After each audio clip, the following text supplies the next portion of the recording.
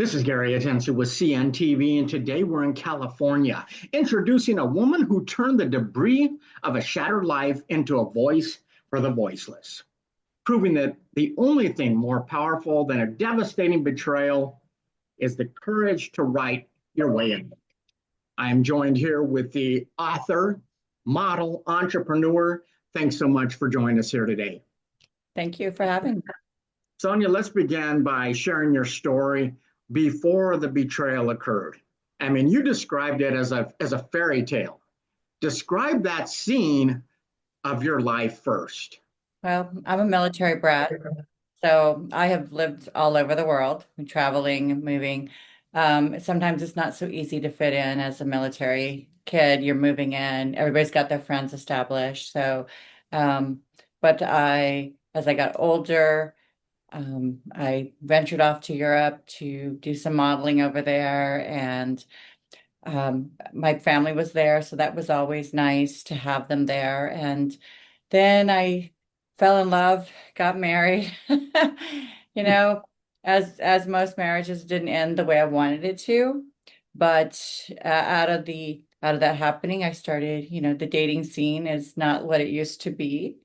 Um, I did end up with the encouragement and kind of getting forced into dating somebody who was younger than me, but uh, love bombed me, did everything that you can possibly imagine to suck me in. And I fell for it, hook, line, and sinker. I don't like to use the word narcissist because as my therapist told me, that is a definite word. It has a meaning, and you can't really diagnose somebody with that. But he had a lot of tendencies, and like I said, I was sucked in. I I mean, it was flowers every day. It was, we went to the store to pick up stuff for our football games. It was picking me up my salted caramel that I love so much, candy. There was always a gift when he walked in the door. If he knew I had a bad day, oh, baby, let me pick up dinner for you. And the weird thing was, he never left my side from the time we went on a date. He didn't leave, and I'm thinking, okay, you need to go at some point in my head. I need my space. But I didn't say anything. We worked together and we played together.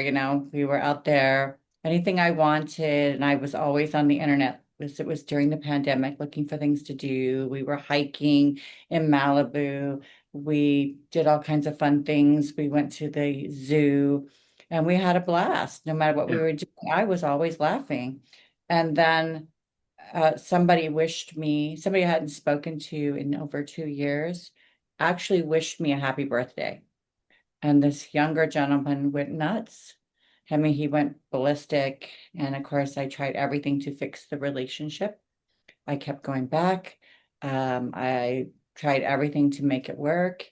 Then, as time went on, and something that the people find okay to do is to break up with somebody on social media, which was horrifying to me to find out about another woman that way. Instead of just telling me, looking me in the face, he couldn't even look me in the face to ask me to come put his stuff on the patio. He didn't even want to come pick up his things.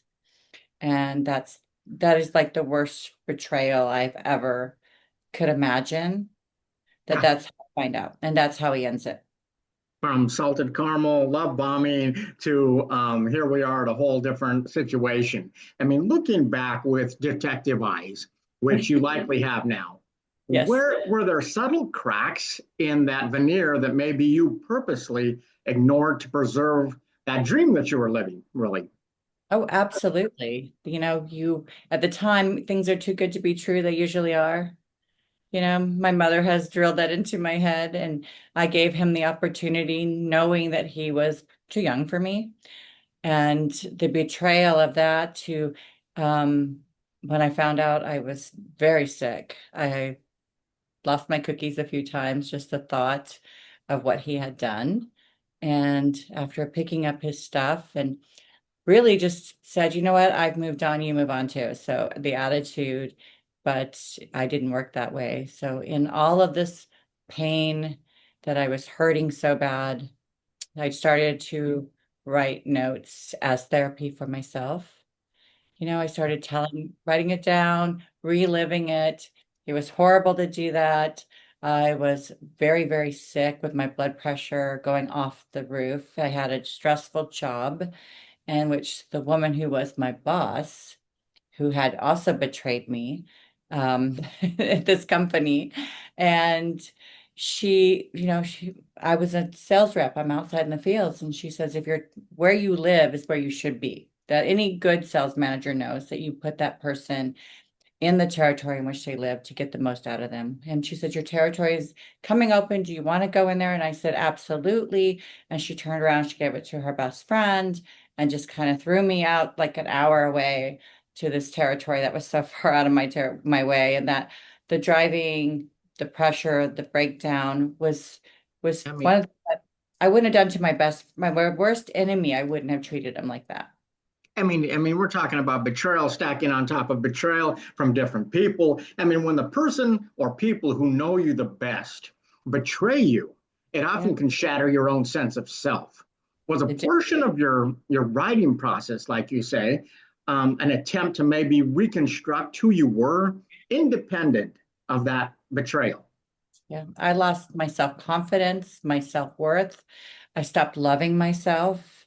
And that is when I started writing it all down, talking it out to myself. And I felt like every time I started talking about it, I would cry. I would spend hours crying.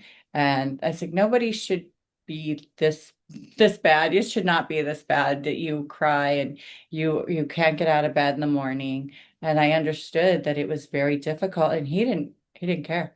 She didn't care. My boss, they sent me to the doctor, and the doctor said that I was going to have a stroke, that I needed to go straight to the ER. Sadly, many people out there can relate with your story because many people have been betrayed. Many Yep. people write for therapy, for their own therapy, Right. but very few turn it into a bestseller. I mean, at what point did you stop writing for your own healing and start writing for an audience? Well, when I reached out to this publishers in Salt Lake City, and at first they were a little bit, I don't know, a little bit, this may be too racy for them. But the girl, because you got to tell your story. The girl who was cleaning it up for me in the background was like, my editor was like, you got to tell your story. You got to put it out there. There are so many people that can relate to this.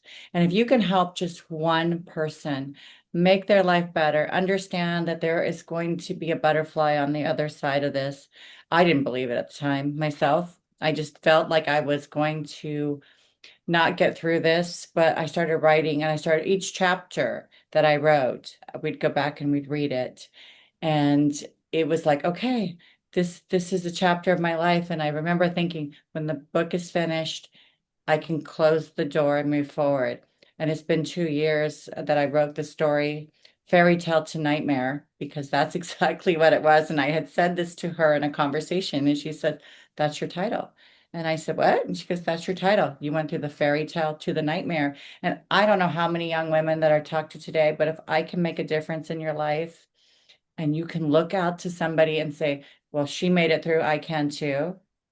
And that's why I started writing each chapter and telling it in deep detail, probably more than I should have. We're talking, you have pivoted so many times. That's quite an emotional pivot from Yeah, helping yourself to helping others. Your memoir, Fairy Tale to Nightmare, a story of love, loss, and resilience, is yes. really more than just a book. I mean, it's a survival story. As an Mhm. author, did you have to kind of inhabit the mind of your betrayer? You're given a voice to some of these villains at the same time. Was that kind of hard for you to do? Yes, that was very difficult, but I don't think that I haven't forgiven them for what they did to me, and I don't think I need to forgive them. I have forgiven myself. I have found my self-worth, and mostly I've fallen back in love with myself, but I want other people out there to know you don't have to forgive them to move on. They will never look me in the face. The woman that betrayed another woman, the woman who thought it was okay to cheat with him, and she can look herself in the face. I don't know how you do that. I want people to know that I changed all their names in the book just for the simple reasoning of I didn't want them to Yeah, I just wanted to know that people know that, there's an ending to this and you're going to come out stronger. I didn't believe it at the time. All the tears, all the times I didn't want to get out of bed. I was drinking almost every night to try and kill the pain, which was something I never want to go back to doing. I had time off. I took a leave of absence. I had a fabulous doctor that was saying, you know what, you're going to be fine. You're going to get through this. And as I wrote the story and I finally came to the end of that story, I wanted to tell the children's book side of all the dogs that I work with in a rescue. They have a story to tell too, but they don't have a voice either. Before we get to that, the story that this all turned into, I mean, I love it because it's really a story of hope. Speaking of a survival story, in the Hustler Times feature they wrote about you, the theme of truth as a survival tool, I mean, it's prominent. Did you ever feel a sense maybe of any kind of survivor's guilt? Because you had to really mine these painful memories, possibly for the sake of a plot many times. How did you feel through the whole process of writing? Was there any survivor's guilt, or is this something you felt pretty proud to walk yourself through? No, I didn't have any survivor guilt because there's so many women out there that have been through so much more than I have.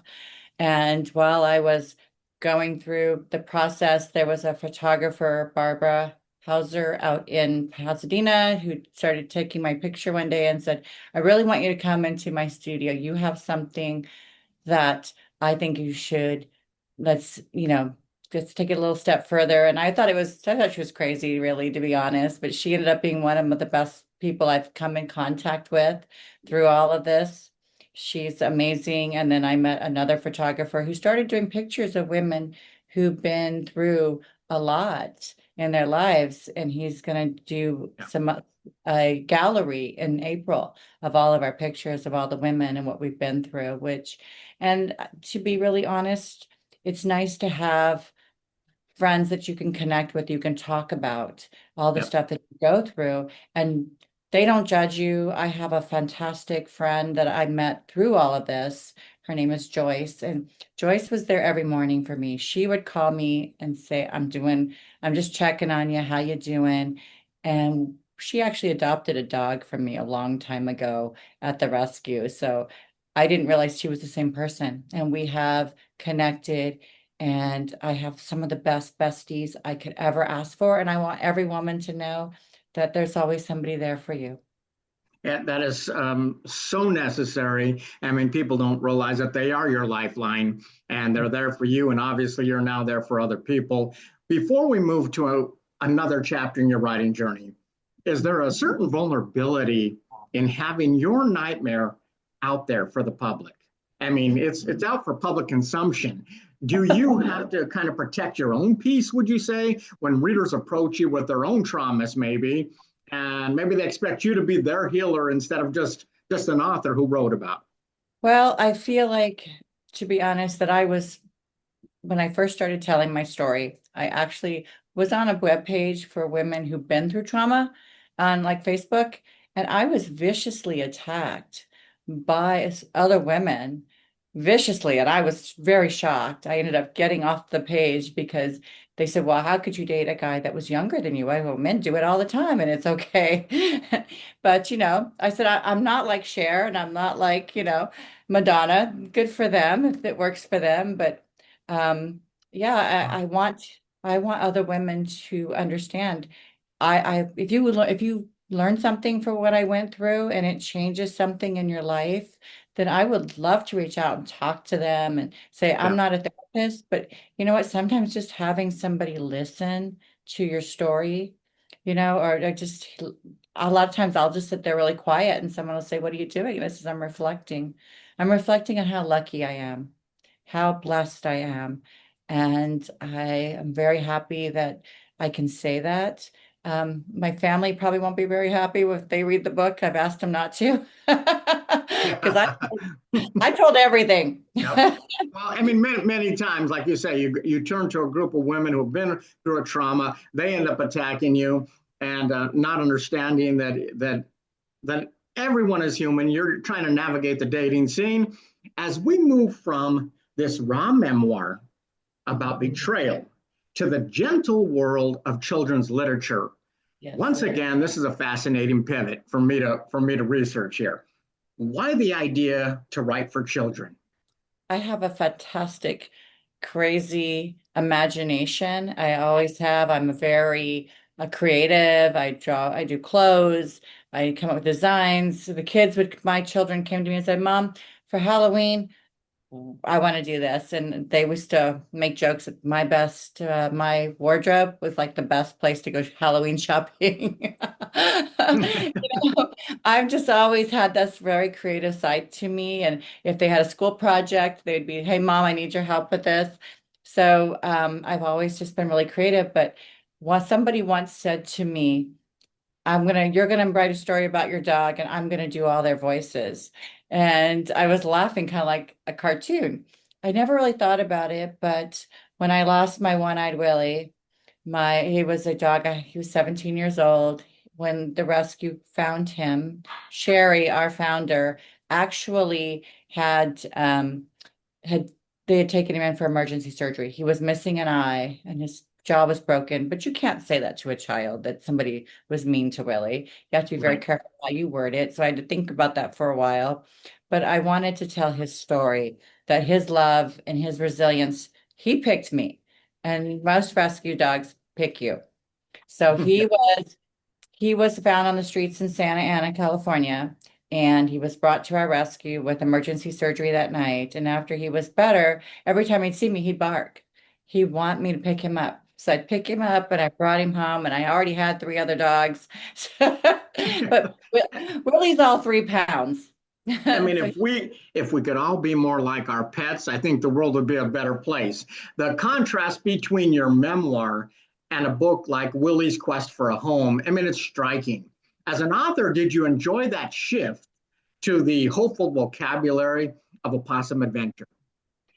I did. I enjoyed it a lot. As a person who is dyslexic and has ADHD, to sit down and be able to write and create, it's brought out a whole new side of me. And I've already written a second book and a third book and a fourth book. I've already done all the manuscript about the kids' stories because I had so much fun when I would go into a pet store and I'd read my kids' book to a bunch of kids, and they're all sitting on a dog bed and they're all like, and we had popcorn and they were just like, everybody was so excited. These children were like, tell me more about Willie. And when people buy the book, I give them it's a page stopper with Willie's picture on it, like a bookmarker with his picture on it so that they can take it home. And, it's been brought to my attention that I should do That's cool. an activity book for people. So yeah, I was like, I That loved. that is cool. I mean, the way you've tied in your passions here into a children's book now. I mean, as a lover yourself, I mean, you wrote this heartwarming story inspired by the resilience of rescue dogs.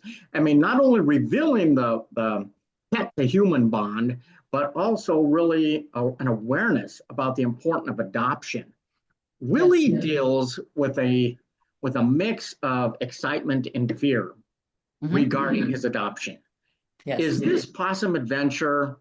I mean, what is the primary lesson you want children to take away about those who maybe look different or have survived their own accidents? Well, everybody deserves to be loved. I really believe that. And we're all different. And I used to tell my kids when they were younger, God has a sense of humor. That's why we have hyenas and giraffes. We're all different. Everybody is that way. And if we were all perfect, what a boring place this world would be. Willie has the biggest heart and he has shown it to everyone. And people used to walk up to him. I used to put him in the kissing booth. I made one for the rescue that said, I smooched a pooch. And he was the one that everybody would kiss because he would just have such a big heart and his little tail would wag. I just think it's really important when kids take away second chances. Loving again is so important. I mean, not only is simply reading with our child beneficial, as we all know, but the lessons learned are many. I mean, from teaching how to be resilient like Willie or how to be compassionate like Sherry. I mean, what has been some of the feedback from some of the parents who have read the book? The parents that have read the book have come to me and have told me how exciting it is that to somebody's telling the story from the dog's point of view. I'm not telling it from my point of view. It's coming out in his eyes. And the fact that I encourage people to adopt and give a dog a second chance. As you probably already aware that we have this huge epidemic going on of all these animals being euthanized because there are too many out there and people aren't spading and neutering their dogs. And I would really love to see more affordable spade and neuter so we don't have this many dogs, you know, get Yeah. them all fixed so we don't have this problem anymore. And in California, it is a law that as a rescue, we have to have the dogs fixed prior to adopting. We have to show proof that the dogs have been fixed. I mean, from a person who was not even getting out of bed, really depressed, to now really looking at the future and giving people hope out there. A brutally honest memoir to adventurous children's books. Is there another pivot coming soon? Or what do you hope for the future? You know, for me, my idea would be to probably move back to South Carolina where my parents live and turn their property into maybe either not a rescue, but a place, a kennel when people go on vacation where they know their dog's going to be safe and they can watch them on video if they want to, a place like that. So that would be my ideal happy ending. I'm not looking for Mr. Right anymore. I am just loving myself and enjoying this journey that I've been on has been crazy and fun and exciting. And can't wait for the next day to happen. And I hope this encourages other women to move forward with their lives or other men or children that have stumbled, something didn't happen right, in their lives. Don't give up. Yeah. Keep going. It's going to be exciting out there, I promise. Keep going. I mean, for myself, I see you not only as a victim who has survived, but a victor who rewrote the ending that you were really given. Viewers, let's take a look at the bottom of the screen right there. What you're going to see is her website. On the website, you can find her recent children's book and learn more about this author who has really mastered the art of the pivot, really, from exposing the raw, uncomfortable truths of adult betrayal to crafting a world of resilience and a second chance for the next generation. Once again, this is Gary Atencio with CNTV. And if you don't know, now you know.